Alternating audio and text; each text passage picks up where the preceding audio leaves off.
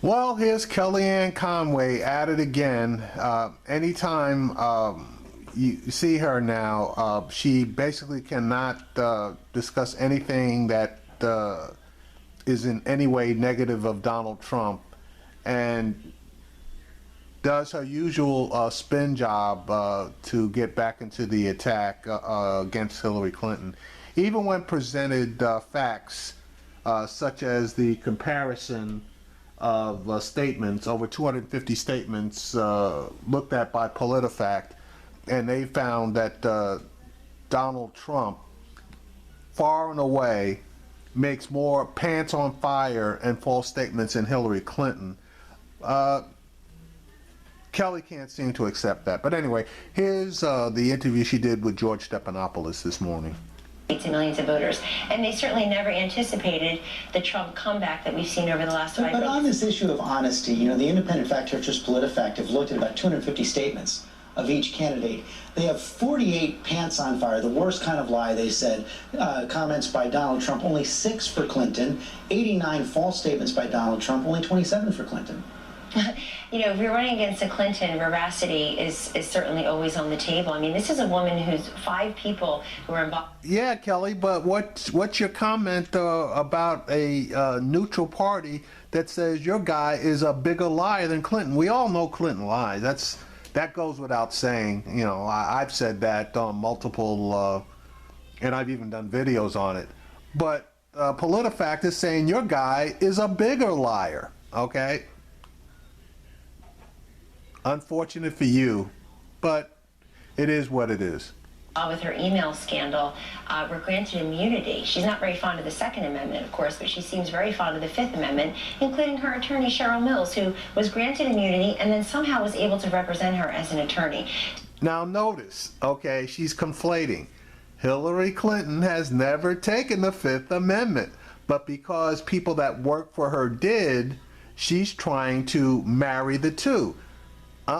Doesn't work like that. Hillary Clinton has not taken the Fifth Amendment. What you just stated is false. So Hillary Clinton's casual relationship with the truth is well known to Americans. I'm sure we'll see it on full display tomorrow night. And I really don't appreciate campaigns thinking it is the job of the media to go and be these virtual fact checkers, and that these debate moderators... But see, that's the whole point. It is the job of the media to give us complete and accurate and truthful news. It's not the job of the media to allow propaganda, especially false propaganda, to float around out there. Should somehow do their bidding. They picked on Matt Lauer after the commander-in-chief debate for him. We thought he did a great job, but they didn't like the fact that Hillary Clinton was asked about her email server and her vote in Iraq. That's not Matt Lauer's fault. And Lester Holt... Right. They picked on Matt Lauer because Matt Lauer basically gave Trump a whole bunch of softball questions and never really followed up on his soft spots. But on Clinton, he jumped directly into the email server, Clinton Foundation, and every other tough target that he could jump in on. So that's why people were jumping up and down about Matt Lauer. Now, as far as Lester Holt is concerned, people have already gone on records indicating that he needs to be a fact checker, and that would favor Clinton, particularly because Donald Trump tends to lie a lot. He's a respected, brilliant newsman. He'll do a good job tomorrow night as a moderator. It's not his job. That's what you're saying right there, but it's not what your boss has said. Donald Trump this week is saying, oh boy, Lester Holt's going to be under tremendous pressure. He's a Democrat, when in fact Lester Holt is a registered Republican. See, and Donald Trump doesn't even know, what the hell he's talking about. And now watch her spin this one. Well, as I say, he's certainly going to be a good debate moderator tomorrow, in that I trust that all these moderators, George, for all the debates, including the VP debate next week, will be asking questions that benefit the voter. Voters deserve, and they indeed expect, a good debate on the issues. This will be the first time Americans have seen Donald Trump and Hillary Clinton on the same stage, and they're going to be able to make their choice based on what they see and what is said. And I can understand why the Clinton camp is very nervous, because Donald Trump's got great presence, stature. He's a brilliant debater. Newt Gingrich put it best. The former speaker recently said, Donald Trump is the best debater he's ever seen. He's like the Babe Ruth of debating. He really shows up and swings and does a great job. And he's a... That is such bullshit. Donald Trump has never really established himself as a great debater. He likes to get his one-liners in, especially during the primaries where he had multiple targets and they could not concentrate fire on him. Now he's going to be in a one-on-one with hopefully a decent moderator. So now we're going to see what kind of great debater is. There's no doubt that Trump does know his way around a stage. So this is going to be interesting. Brilliant businessman who's got a great record, and he's, we're very... A brilliant businessman with a great record is definitely open for debate, especially given all the lawsuits that people have filed and are continuing to file against them. Need I mention the lawsuit regarding Trump U? Looking forward to tomorrow night. We also saw that tweet from your boss about Jennifer Flowers.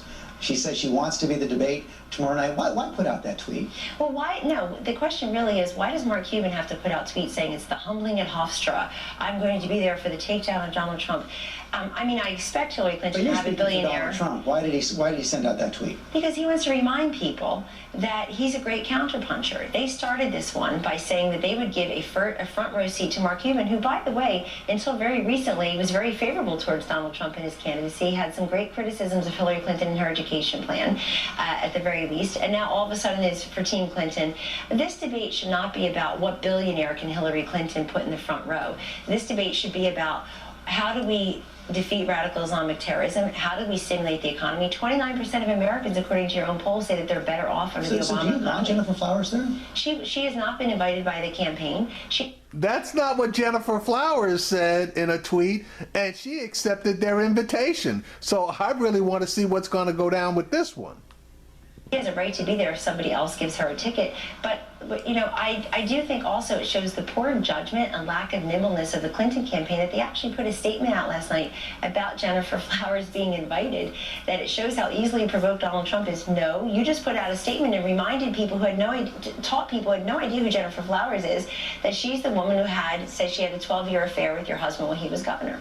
That is such bullshit. You were the guys that brought it up because Mark Cuban put a tweet out there, so you responded with the Jennifer Flowers tweet. You guys were the ones that brought it up, not the Clinton campaign. Nice attempt at spin. You talked about Mr. Trump being out on the stump this week. One of the things he said this week is that African-American communities are in the worst shape they've ever been. President Obama responded in an interview with Robin Roberts. I think even most 8-year-olds will tell you that whole slavery thing wasn't very good for black people. Jim Crow wasn't very good for black people.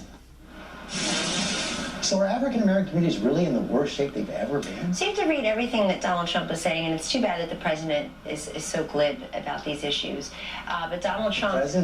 No, the president wasn't glib. Your guy made a statement, and as usual, he likes to speak in superlatives. So he turned around and just had to say that African Americans are living under conditions worse than they ever have been. Hell to the fucking no, okay?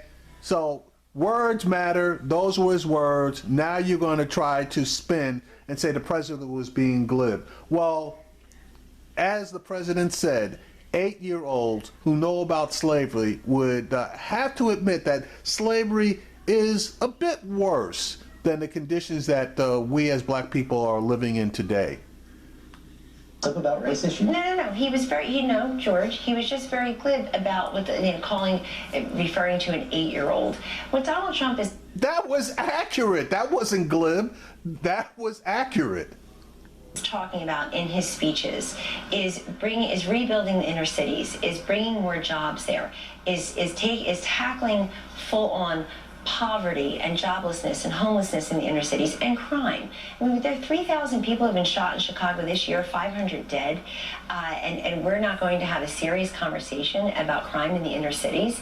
And so I think that I really applaud Donald Trump for having this conversation in and about the inner cities. He went to a black church in Detroit several weeks ago.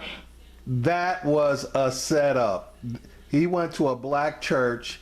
It was by invite only, and was not open to the public. So that doesn't count. Taking his case directly to the people. You don't see many Republican candidates do that, particularly when they're running for president. So I appreciate the fact that President Obama has his perspective, but I think Donald Trump should also be applauded for actually trying to make a difference in these communities. One of the issues the African... He would have made a hell of a difference if he had ever decided to partner with black contracting companies in his buildings, but we cannot find a single instance where he even gave a small minority contract to a minority-owned business. Can't find a single one. Communities have with Mr. Trump is this whole birther issue. He's only been asked about it once since that press conference last week. Do you expect the issue to come up tomorrow night? And if it does, will Mr. Trump apologize to President Obama? It better, and I want to see what he's going to do, because we all know Donald Trump does not apologize. So Donald Trump stated very clearly a week ago Friday how he feels about this issue. He said three very crisp, very important things. Those are his words, and I expect that he would say them again in the debate. I don't know if it'll come up. That's up to Lester Holt and I guess Secretary Clinton if they feel like raising that. But this is an issue that Donald Trump has addressed very recently in his own words, so everybody can go back and look at that. That's a very personal thing. That's a very personal thing, so no apology. Trump has said is the people who raised this at the beginning should apologize. He wasn't running against Hillary Clinton in 2008. He wasn't running against Barack Obama in 2008 in a very vicious, nasty primary for president. That was Hillary Clinton. And according to McClatchy News people, did not bring this up. Really, the volunteer guy in Iowa who then was fired, Patty Solis Doyle, telling Wolf Blitzer last week, yeah, it started with him. The McClatchy, former news chief in D.C., saying that Sid Blumenthal came and asked him to go and investigate Obama's ties in Kenya, and McClatchy actually sent a reporter to Kenya. Donald Trump was... Okay, number one, McClatchy didn't send a reporter to Kenya.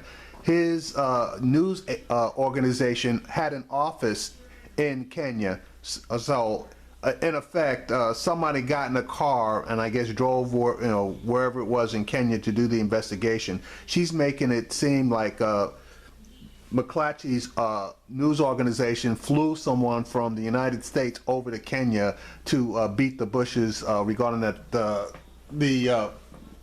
particular theory. And more importantly, Donald Trump was chasing this thing for more than 5 years. The words were absolutely coming out of his mouth. You cannot find a single clip or reference anywhere with those words coming out of Hillary Clinton's mouth even once. So yes, there is a big difference. Busy being a successful businessman that year. It was Hillary Clinton who, again, never saw Obama coming, so I guess they resorted to desperate tactics. Kellyanne Conway, thanks for coming. Thanks for having me. Yeah, unfortunately, those weren't the tactics that they resorted to because they never pushed them. And yes, there were a couple of people that were in, number one, the Texas delegation that pushed that out. And number two, there were discussions within the campaign about the issue, but they never came to fruition. They were never publicly disclosed or pushed. There's a big difference. Now, let's jump to a further interview that she did on CNN. Okay, now I'm going to play for you the Jake Tapper interview with Kellyanne Conway that really exposes her. Here we go. Trump. Can you confirm if Jennifer Flowers is going to be at the debate as a guest of Mr. Trump? No, I cannot confirm that, and I can't believe how easily baited the Clinton campaign was. Basically, Mr. Trump was saying, look, if Mark Cuban's going to send out these texts that say the humbling at Hofstra and this is his big downfall, then Mr. Trump was putting them on notice that we could certainly invite guests that make it into the head of Hillary Clinton. But we have not. But the funny thing about it is, it was Mark Cuban that made the attack. So why didn't Trump attack Mark Cuban back? No, he decides that he's going to fuck around with the Clintons. Reminds me of the war in Iraq. We should have been attacking Saudi Arabia, but instead we decide to attack Iraq. Tragic. Not invited her formally, and we don't expect her to be there as a guest of the Trump campaign. I did think it was really odd. Just one day after Hillary Clinton was rebuffed by a Democratic mayor of Charlotte to please not come to Charlotte, not divert resources and not come at this time, then they exercised poor judgment the very next day by putting out a statement by the Clinton campaign about Jennifer Flowers and what this meant with Donald Trump, that he shows he's easily provoked. No, the easily provoked people here were the Clinton campaign. So it's very poor judgment. But look, we're going to talk about the issues that face America. That's what the debate is. I can understand why Hillary Clinton wants a billionaire in the front row. That's just another Monday night for her. But we're going to talk, we're taking the case directly to the American people tomorrow night. Just as a point of fact, I think both Trump and Clinton were talking about visiting Charlotte, and the mayor said that they didn't have the resources for either one to visit. But I think... Good catch, Jake. And as a further catch, how come Donald Trump didn't respect the wishes of the mayor of Baton Rouge not to come, as the mayor made his wishes known to both Trump and Clinton? Clinton decided to accept the wishes of the mayor and not show up, but Donald Trump said, fuck you, mayor, I'm coming anyway to get my photo op. Same situation occurred in Flint, where the mayor of Flint wasn't even given 48 hours notice that Trump wanted to come up there, quote unquote, to help, but it was really a photo op. Amazing. It's curious, and probably a lot of viewers are wondering, you think that what's odd is the Clinton campaign's reaction to Donald Trump tweeting about somebody that her husband had an affair with decades ago, not the fact that Donald Trump tweeted something about someone that the nominee's husband had an affair with decades ago. It seems odd. It seems odd that they would give it life and breath, since you just said 3 times in a row that... Kelly, you guys brought it up. So you guys were the ones that gave it life and breath, okay? They reacted, actually, they didn't even react to what you just did. It was Mark Cuban that fired out against you guys. And then I take it back. Yeah, they did have a reaction to it. And actually, I haven't even seen that reaction. I know they reacted, so I have to look it up. Governor Clinton had an affair with her. I didn't say it, but now a lot of Americans who didn't know who Jennifer Flowers was. Donald Trump gave it life. He's the one that brought it up. Well, and they could have left it at that. What he's... See, she was getting ready to lie and say, oh, no. He didn't give it life. And then when Jake said he brought it up, she had to change in midstream. Said was, if she's going to do this as a way to bait him, then perhaps if it was in his tweet, perhaps he'll invite Jennifer Flowers there, or have her sit in the front row. But I also just want to say, Jake, that this year's particular presidential debates you gotta watch them. See, you notice when they get ready to start really telling a good one, or when they get caught, they start looking in different directions. If you noticed, let me see if I can roll this back. She started looking up in the air. So that's when you know she was getting ready to lie. All right, let's roll this again. But I thought that was priceless.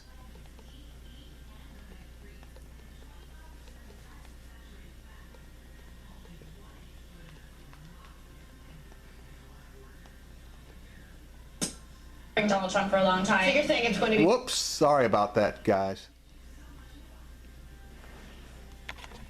All right, this is where it cut off, but yeah, that's when she was getting ready to try to spin some bullshit, got caught, and switched up in midstream. All right, this is the continuation.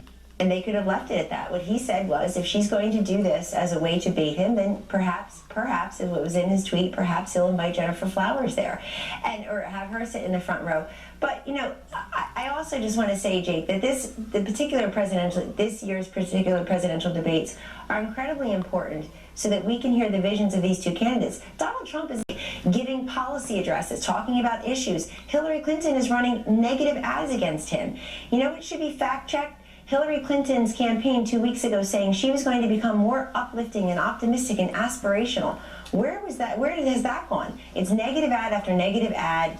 It's negative pieces of mail, phone calls, get out the vote programs. We're just not going to do that. We're taking our case directly to the American people tomorrow in this debate, and may I add, every single day out in the stump. But Kellyanne, it's hard to argue that Donald Trump hasn't been negative about Hillary Clinton. I want to ask you, in fact, is he planning on bringing up Bill Clinton's marital infidelity during the debate itself? This is something he has discussed on Fox News Channel and in other places, and it's something that he's talked about in speeches.